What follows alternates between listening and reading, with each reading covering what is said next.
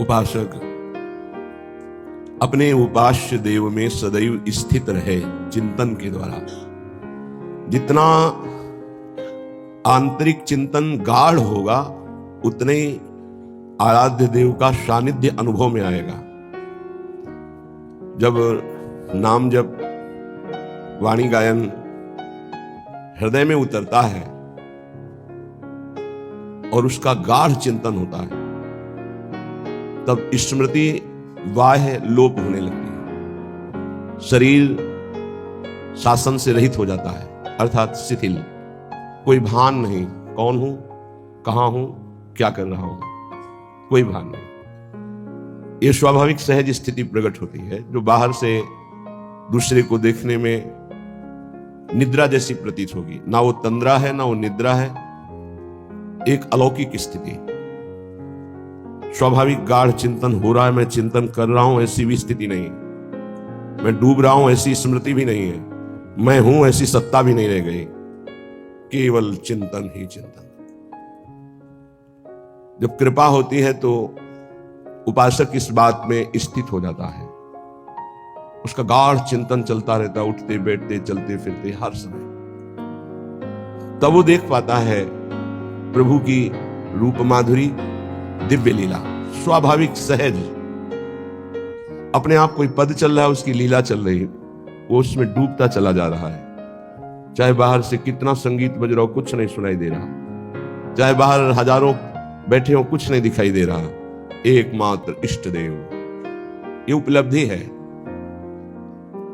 ये उपलब्धि लालच बढ़ाने पर मिलती है। जब लालच बढ़े इस बात का कि कब मैं, जैसे भोरी सखी कह रही, मैं सठ हूं, पर वैसे आप दयालु हो, पर मेरे प्रति निष्ठुरता क्यों कर रही हो?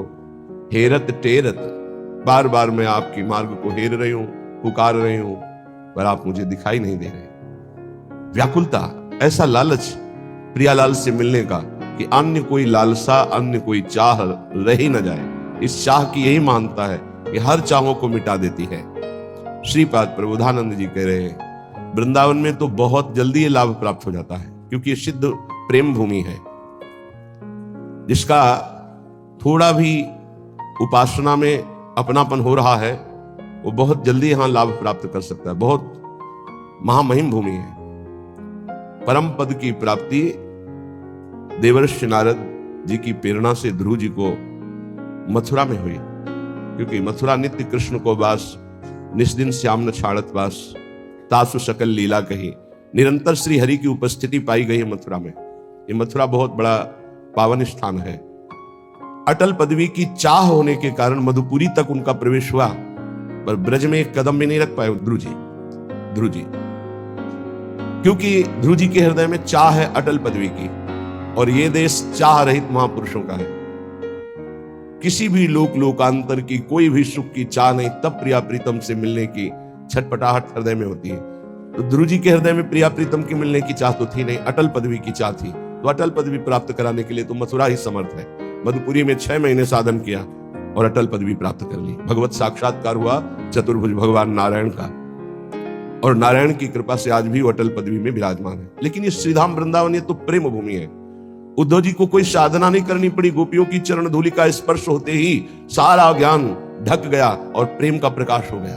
ये वो भूमि जो बहुत जल्दी लाभ दे। श्रीपाद कह रहे, बस देहेस्मिन्नति कुत्सिते त्यज वृथाध्यासं यतः संस्मृति घोरा चिन्तय चिदघनम निज वपुः सर्वंच वृंदावने घोराः सन्तु विपत्तिकोटय इह त्वां याहिनो विक्रिया मारब्धक्षयमावसै तदथ तन्नाथौ सदा खेलय। तुम्हारी भगवत प्राप्ति में सबसे बड़ी बाधा ये शरीर राग है। देहस्मिन अति कुत्सिते, बहुत गंदा है शरीर, बहुत गंदा। अगर ये चिकनी चमड़ी ना हो तो इसे कोई देखेगा नहीं। बहुत गंदा है, जिधर देखो गंदगी ही गंदगी इसमें है। कभी पेट नहीं भरा, खाते खाते जीवन हो गया, देखते देखते आंखें कमजोर हो गई, चश्मा लगाने लगे, फिर भी देखना, फिर भी सुनना, सूंघना, भोगते भोगते मरणासन स्थिति आई, फिर भी भोगना, क्या ये नाटक है?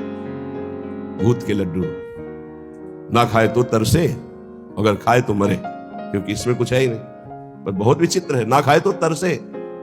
सौभाग्य मनाते हैं कि उनको, जिनको ये भ्रम नष्ट हो गया है, भोगों में सुख नहीं है। अहो भाग्य।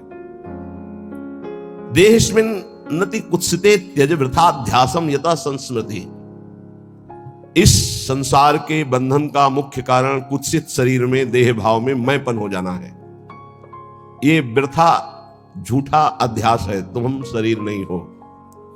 यदि तुम गुरुदेव की उपासना के द्वारा प्रवीण हुए विवेक रूपी अस्त्र से इसको काट पाओ, तो कह रहे इसी समय तुम चिदघन स्वरूप में स्थित हो जाओ वृंदावन की कृपा से।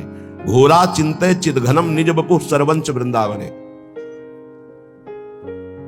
जैसे आप शरीर में स्थित बाह्य दृश्य देख रहे हैं, ऐसी स्थिति होती है। चेतना लुप्त, बाह्य दशा खत्म, आंख खुली हुई है, वो अपने स्वरूप में स्थित है। बाह्य कोई भी दृश्य नहीं समझ में आ रहा, मैं कौन हूं, कहां हूं, बुद्धि निर्णय ही नहीं कर पा रही। वो तदात्म भाव को प्राप्त होते, जैसे कोई ये डूबा डूबा डूबा गया, वो हो गया। अब अंदर जो चल रहा है, बाहर कोशिश कर रहा है, निकालूं, बात करूं, व्यवहार करूं, गया। अपने चिदानंद स्वरूप में अहम स्थित हो गया है। किशोरी मात मानम किम सुकुमारी मुकले। ये बिना थोड़ा भाव आए बात समझ में नहीं। ये समझ के परे की बात, आश्चर्य की बात, आश्चर्य की बात, सर्वाश्चर्य की बात, ऐसा कभी नहीं हुआ। पद्मासन लगाकर बैठे हैं, प्रयास किया है, 2-3-4 घंटे आसन पर बैठे, शून्याकार स्थिति पर चेतना रही है। मैं पद्मासन में बैठा हूं, ऐसी चेतना रही है। ये शरीर पद्मासन में है, मैं चिंतन कर रहा हूं, ये चेतना रही। पर ये वृंदावन का अद्भुत चमत्कार हुआ कि मैं स्मरण कर रहा हूं, यही गायब हो गया। वो एक अलौकिक स्थिति जिसका अनिर्वचनीयम प्रेम स्वरूपम, उसका वर्णन ही नहीं हो सकता, बड़ा आश्चर्यमय। इसलिए कहते वृंदावन सर्वाश्चर्यमय है। आप सच्ची मानिए, ये साधन के लिए कह रहे हैं श्रीपाद, लेकिन यदि ईमानदारी से गुरु प्रदत्त साधन में आप लग जाए तो इसका कोई महत्व ही नहीं रह जाएगा। ये कुत्सित देह का राग ऐसे हट जाता है, वाणी की सामर्थ्य नहीं उसे बता सकूं। वो कैसे होता है कि जैसे आदमी फिसला और गया है, डूबा, बस डूबा। अब उसको कैसे वर्णन करें? वो डूबना चाहता नहीं है, वो डूबने की योग्यता नहीं है, कुछ अपने आप फिसला और डूबा। ऐसा है वृंदावन, फिसला और डूबा। और एक फिसला और डूबा जबरदस्ती उठा के फेंक दिया गया उसमें, कुछ ऐसा भी है। बिल्कुल बहिर्मुख वृत्ति है, बिल्कुल एकदम। ये बहुत दसियों वर्ष पहले कोई सांसारिक घटना, एकदम किसी भी महापुरुष को वो देख रहे हैं बाहर से, कुछ दृश्य और है, अंदर की लीला उसमें डुबो दी, उसी में डुबो दी। ये वृंदावन अलौकिक धाम है।